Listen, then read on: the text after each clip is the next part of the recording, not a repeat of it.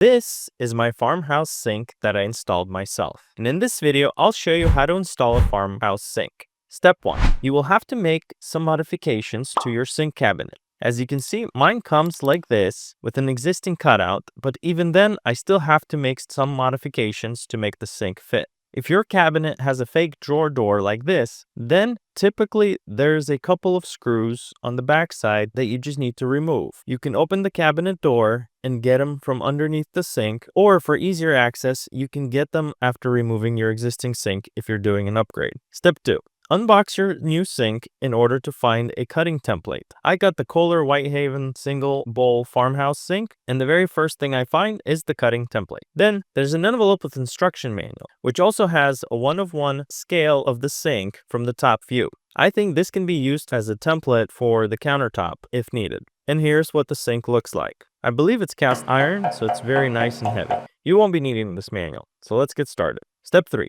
Measure your existing cutout. Find and mark the center. Next, I put the cardboard and made it flush to the top. I have a big gap on the bottom so that it's hard to see where the middle is. What I ended up doing is folding the template in half and marking the edge of the template on one side. Then I did the same thing on the other side. Now I can open the template and align the top and the sides to my markings so that the template is perfectly in the center. Then I taped it to the cabinet. Next, I taped the area where I'll be tracing the template with blue tape. Not sure if I need it, but I figured it'd be helpful not to damage the cabinet since they're brand new during the cutting process. I traced it with the pencil on the tape.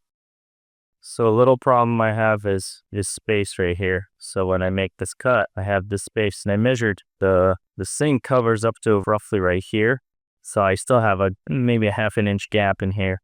So I'll have to fill this with a piece of wood. The other thing I have is when I make this cut right here, I got this bracket right here that I got to move down right here so I can make a nice cut so it's not in the way. So I'll do that next.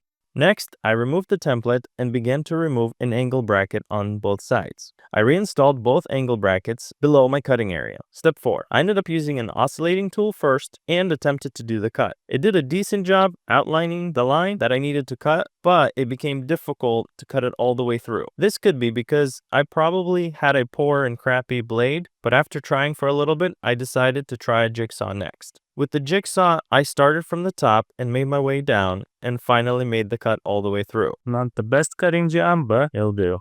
Then I peeled off the tape. I did the same thing on the other side. However, the other side gave me some trouble, so I ended up taking a small piece at a time, and towards the end, I ended up using the oscillating tool again to finish the job. I know I'll get a bunch of hate comments probably, but it got the job done. It turned out not too bad, except I had this little screw right here, which was giving me some trouble. Step 5.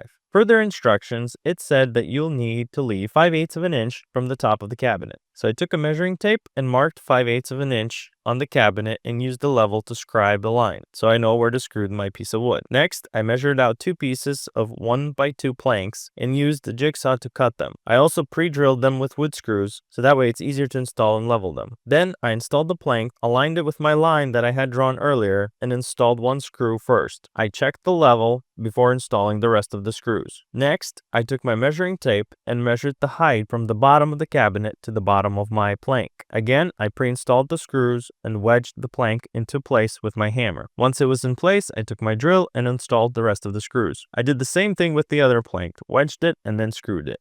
And here's what it looks like on both sides. If I place my level, you can see it's nice and leveled. Yay.